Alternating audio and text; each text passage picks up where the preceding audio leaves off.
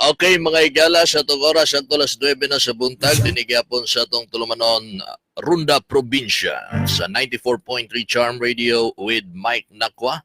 Nasa linya na ito karon itong magkauban na tumabdiko na Provincial and Social Welfare Development Officer, Ma'am Geraldine Lano. Ma'am, good morning. Hello. Okay. Good morning. Alright, good morning. Ma'am, live tas Charm, ma'am, ha? Ato ang Okay. pangutana sa inyo, ha? Sa imuha, ma'am.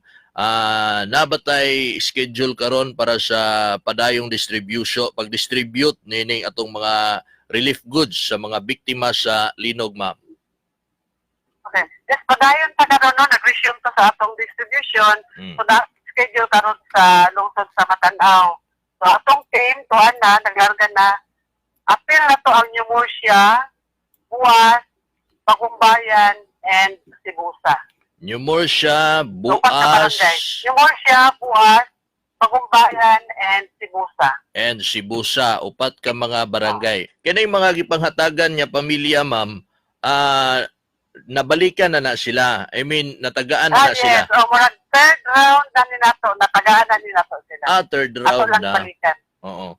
Ma'am, pila ka mga pamilya sa usa ka barangay na kay listahan diha para masayran Sa na to. Pneumorsia, 457 families. Mm. Sa Buhas, 328. Mm. Pagumbayan, 188. Ang Sibusa, 220. Mm. So, kani nga list ang atong subayon sa pagpang-distribute sa atong putpa. Mm.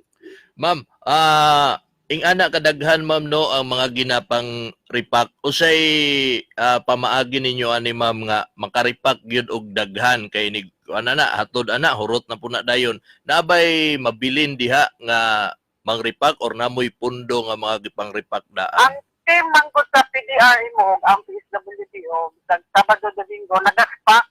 So, bisag kato holidays, murag nag-half day, para tuloy-tuloy ang ato ang pag-distribute. Walay makawang nga oras ba.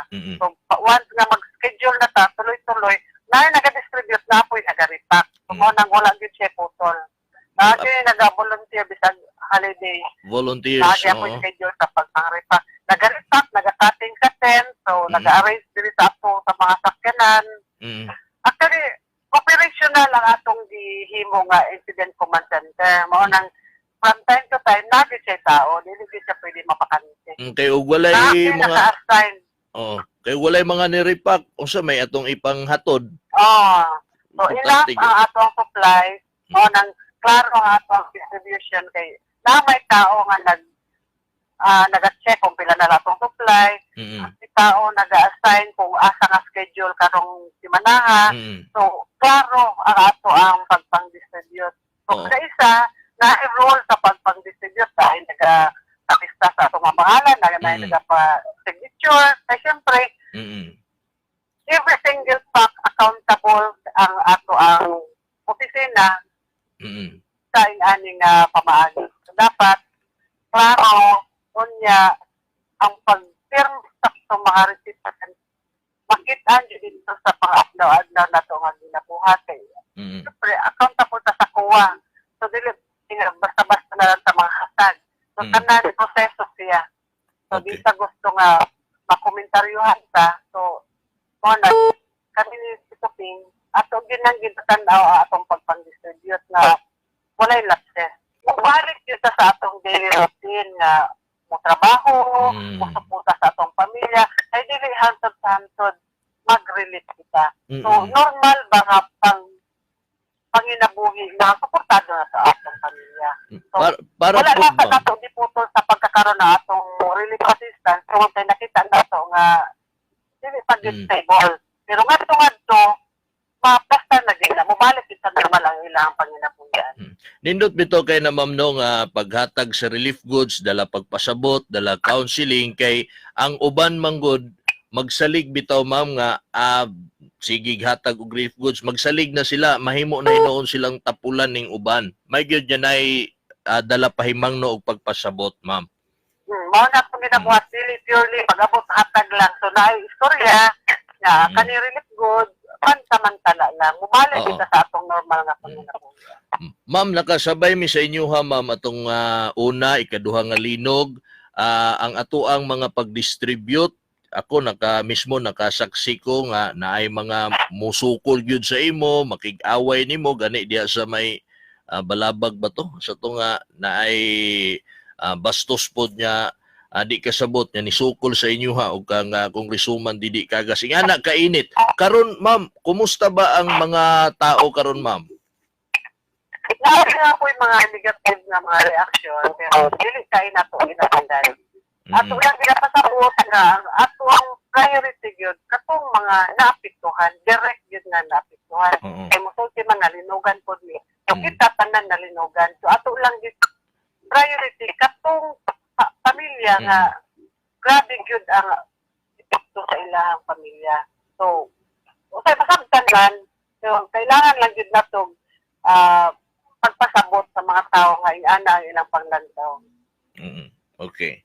Normal siya nga mga reaksyon, so di lang nato tagdon kaayo. Hindi lang Ay tagdon. importante nga mas daghan ang atong matabangan, mas daghan ang atong matubag ang panginahanglan sa pagkakaroon. Tama. Okay. Ma'am, kumusta ang mga supply nato sa relief goods nato, ma'am? Napabay daghan hangtod kanus pagkaha, ma'am? Sa pagkakaroon, no, enough pa ato ang supply, daghan pa kaitag na repack. So, in case na shortage, naman ang DSWD, partner man nato, kuyog sa pagpang-distribute. Ang DSWD, nasa lang mga standby nga goods, so anytime, pwede lang kita mo withdraw sa ilang center. Oo, okay. Okay, ma'am, human sa Matanaw karon nga week, Matanaw area man ta, asa sa sunod simana? Probably maghagunoy ta. Pero sa karon, Mike, atong ginakuha ang list sa katong mga totally damaged na families. Okay. Atay figures, pero wala pa tayo names. So katong sa mga no-field zone o katong totally damaged na families, ang katudyong ang ngayon sa bisyon. Mao dito atong unahon. Ma'am, pag moingon sila nga wala man mi naadtuan diri, unsa man na siya, ma'am? Namanggoy kasagaran ng anak madungog na to, mi naadtuan ana. So mao na ato ang planuhan unsaon nga masaturate tong area based sa listahan nga ato ang nakuha. Maghulat lang ba sila, Ma'am J? Maghulat lang ba sila o pwede sila moadto nga musulti nga ma'am amoa dito amoa mo ni mong picture, mo ni ang among lugar. Kung dito sa atong listing nga nakuha, i-validate yun na siya. Tanawon jud og yun ba nga totally damaged sila. So, daghan tag team nga i-create natay mga municipal links, natay mga social workers nga nasa sa barangay. Sila ang atong partner nga makahatag sa ato og data kung tinuod ba gyud nga totally damaged gyud sila. So, mao na ato ang paghimuon nga proseso para maklaro ang atong serbisyo nga ihatag sa ilaha. At least dugang kining masabtan sa atong mga kaigsunan labi na tong katong atat na kayo dili gyuday ning ani kadali, ma'am, kay inyuha pa man gyuday ng adtuon tagsa-tagsa gyud. Oo, so di gyud validate na naabot na sa ato ang level. I-revalidate pa gyud nato kauban ang DSWD para klaro gyud na hanag yung mga pangalan din kay Tignan. Ang purpose ana, ma'am, katog yung pinakaangayan maoy matagaan gyud. Ang pinakaangayan. Affected gyud siya. Oo. Partially damaged siya. Katong severely affected na wala ka gyud siya kapuy-an, guba ang iyang balay. Unya ang iyang gitulukan sa balay dili na pud pwede kapuy-an. So mao gyud sila ang ato ang priority. Okay. Ma'am Geraldine Lano, mga higala, sa PSWD.